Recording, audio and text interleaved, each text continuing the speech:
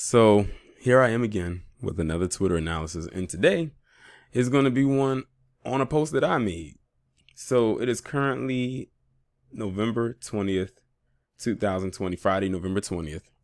And I made this post on November 19th, 2020 at 11:47 a.m. And I said, if you want to see if you have white friends or allies, ask them their stance on reparations and see what they say. So I had 51 retweets, 12 quoted tweets, 347 likes. So it had a decent amount of traction, and it's still actually getting some responses even now as we speak.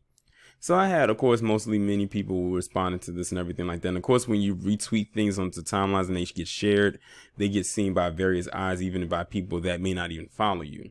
So I pretty much got most of my responses from black people that either follow me or what have you, or agree with what I say.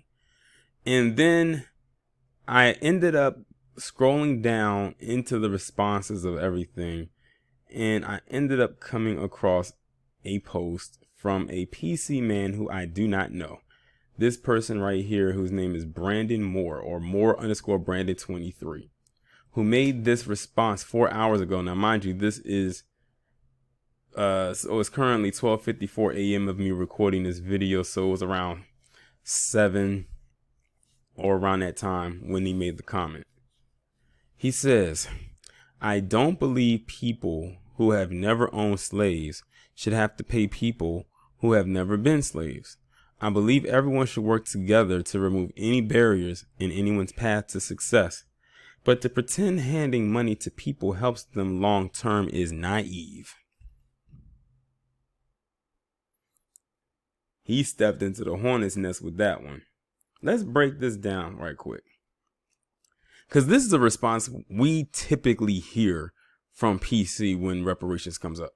This is, "I don't believe people who have never owned slaves should have to pay people who have never been slaves." It's crazy because the economic system in which a lot of PC people have been able to thrive on and still thrive on to this day came off of the backs of my ancestors. You know, the ancestors was probably owned by his ancestors. Moving forward, I believe everyone should work together to remove any barriers in anyone's path to success. But to pretend handing money to people helps them long term is naive. See, here's the thing. PC still thinks reparations is a handout. They still think it's a form of like government assistance. Which, by the way, they are the biggest inhabitants of government assistance, but they're not ready for that conversation. Or if they do have that conversation, they'll throw in, we are the most populated people in an establishment. Well, if y'all are so well off and don't need handouts, like you claim handouts is a bad thing, then that means even with you being the most populated group in America, that y'all should also be the least populated group of having government assistance. Am I right or am I right? But they still see reparations as a handout, and it's not a handout. It is a debt that is owed to us. And it says, pretend handing money to people helps them long term is naive. Where do you think loans come from? Of course, loans have to be paid back. And of course, what we're looking for is not a loan, because when we get ours, we don't plan on like just giving it back. Of course, it'll go back into the economy like most money does. But see, that's that mindset right there. And like I said, if you have friends or allies, mind you, I don't know who this person is. They don't follow me. I don't follow them. They just happened to come across my post because they saw it and they gave this response. But they love to say that reparations is a handout, and it's not a handout. It is, like I said before, a debt that is owed to us. And for the last time, for the PC people who have a lot of wax build up, or maybe sitting too far back in the classroom to hear, reparations goes far beyond slavery. It goes even to post-slavery. And even beyond that, shoot, you can say we still need repair even today in 2020. Remember, I did that video about that city group that said that that the government was basically strategically keeping trillions of dollars out of black communities that could went to education and entrepreneurship and all types of different things of that nature. 16 trillion dollars at least that we didn't get. And that was from 2000 to now.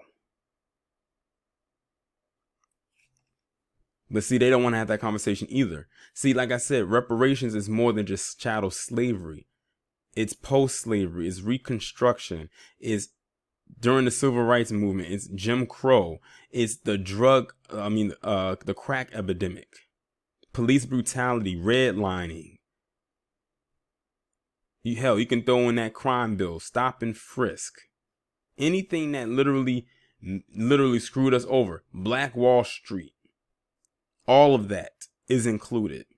And not all of that happened during slavery.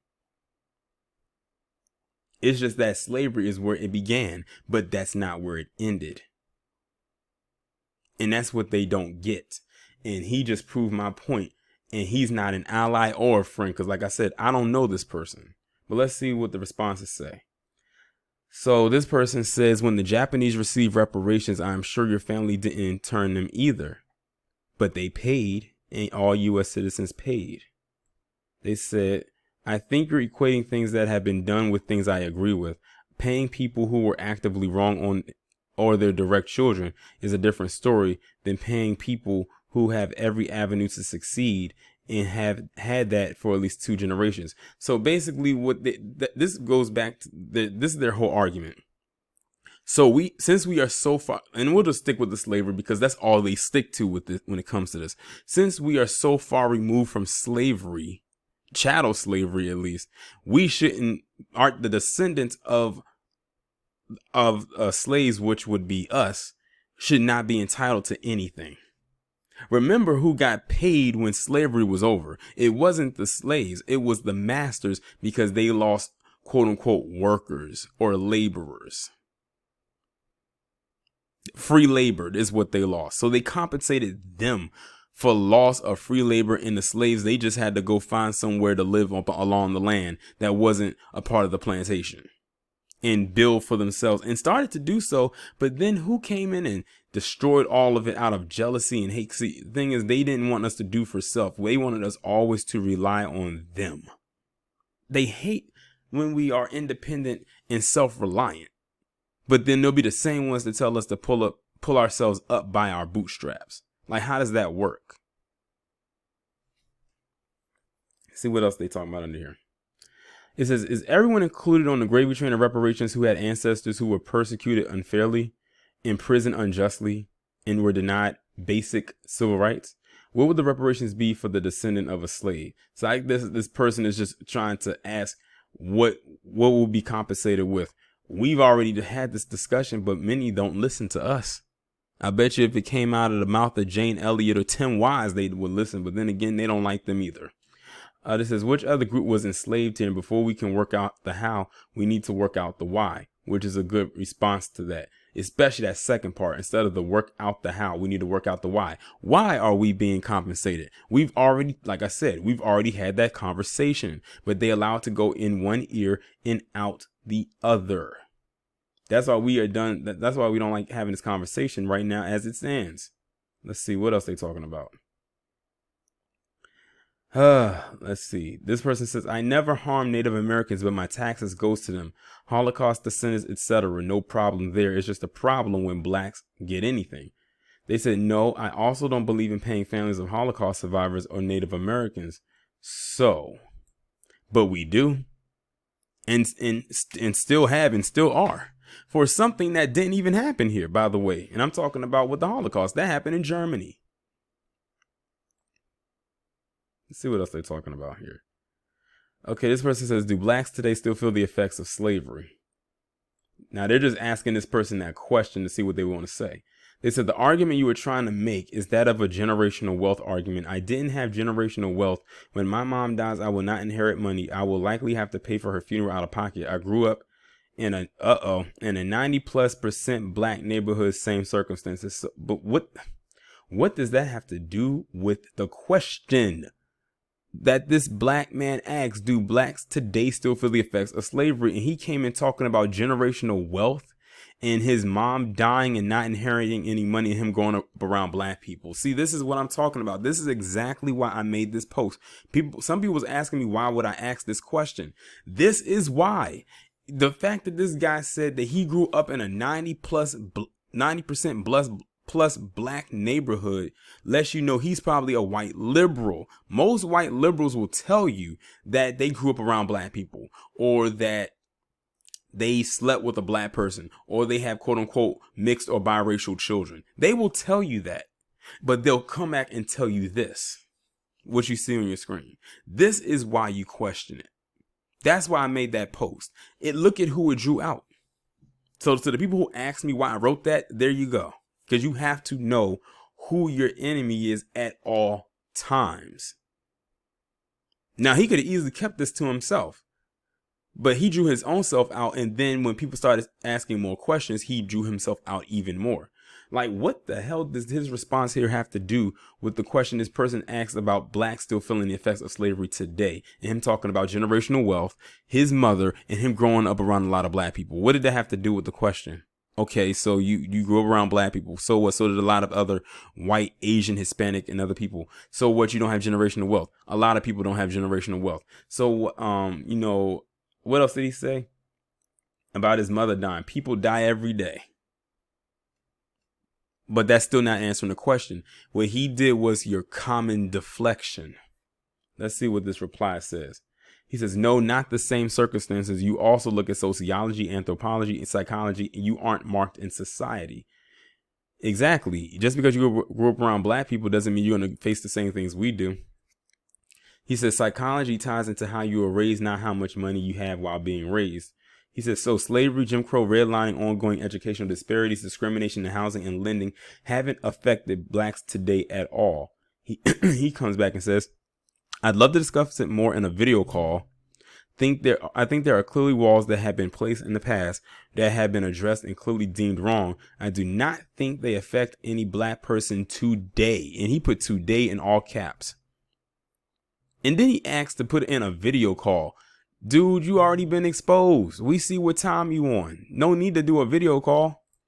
What else is he talking about? He says that thought process is not consistent with a plethora of data. He says, I think a majority of the misconstrued argument we are having is that I am looking at it from a different angle and that you are. And I'd like to clarify that for sure. I'll be free Saturday afternoon if you can be after about 3 Eastern Standard Time. How are you going to suggest that he does a video call with someone who didn't even agree to do it yet? What the hell? Okay, well, it looks like he's agreed to do it. I wish I could be in on that conversation. Let me see. I'm trying to see if there's anything else there that I missed. Because the conversation, for the most part, really went between them. So let's see here. He says, I do not believe so. I believe black people come from other countries and start in the same place with no money and become successful. I believe the sole reason some black people cannot succeed is because they don't put in the effort to succeed. That almost sounds like the same thing that I'm gonna use a terminology one of my subscribers use. That sounds like the terminology that Victorian Ghost, also known as Jared Kushner, said a couple weeks ago when we had to go in on him about saying some of the same thing. That's that bootstrap argument or talking point that they love to use. He says, I believe black people come from other countries and start in the same place with no money and become successful. Do you know how many of them actually get some kind of a loan or a grant when they come here that we don't get, that we should get? But then they'll try to say we don't want to work. Remember the video that I did about Ward 8? Black people want to work, but they give those jobs to Mexicans and other Latinos. And then when they want to pay these low and non-living wages, they'll call black people lazy because they don't want to work for pennies or dust. That's basically what it is. What else are they saying? It says, then you're not considering the effects of generational wealth. You can't reasonably, I'm guessing he's about to say reasonably, understand economics and maintain that position. Nearly a quarter of white Americans can trace a piece of their wealth to the Homestead Acts. That's one act. Think of all that was lost during slavery. It says, you're not understanding here. I just gave you evidence of people who are new to the country with no wealth with the same skin color and myself who was raised similarly with no wealth. Generational wealth isn't the reason black people aren't succeeding. A majority of people don't. See, his whole demeanor is spewing out right now. He says, have wealth. A majority of people don't inherit a ton of money from their parents. Sure, it will help and make life easier, but just because your life is harder doesn't mean it's because of slavery over 150 years ago. See, this is what I'm talking. Now you understand why I wrote this tweet. To those of you who asked me, why did I write this? Now you see what I'm talking about. What is he talking about? He says, nope, there's very little I don't understand. I didn't say generational wealth was the reason. You said that, which he did. Because he didn't mention generational wealth. He brought it up. He was talking about slavery still affecting black people today, and then he brought up generational wealth and him growing up around black people and his mother, dying and him not inheriting anything. He says, also, very few people come to the U.S. with nothing. That's a misconception, especially the last 2 generations of immigrants. The poor don't get to leave their country. He says, you didn't say generational wealth, but it's the only thing that you could even argue for reparations about at this point. I'd love to discuss it further in this video called Something This Weekend. There's 280 characters. Ain't it? So basically, hold on, let me pause it right quick. So basically, all in all, that guy, to sum it up, is not for reparations. And all it took to draw that out of him was this post right here and someone going back and forth with him that was not me. And that drew out of him. And you can see the minute he deflected, that was it. That was it. The minute he got off course and started talking about something else other than what the person initially started off the conversation with. So there you go. But I would like to know from you, have y'all talked to any PC people that you may know personally or may not know personally, and the topic of reparations came up, and see what happens? Because whenever we talk about it, they completely cut it off. I remember I was seeing a clip on Twitter the other day where someone was talking. It was a black guy, I think out of Ohio, and he brought up about reparations. It's like the minute we mention that word reparations, cut, they don't want to talk about it. But are we surprised? Are we shocked? No, we are not. And you want to know what's so crazy before I end this video? The same people that voted for the person who's currently the president-elect has the same exact stance.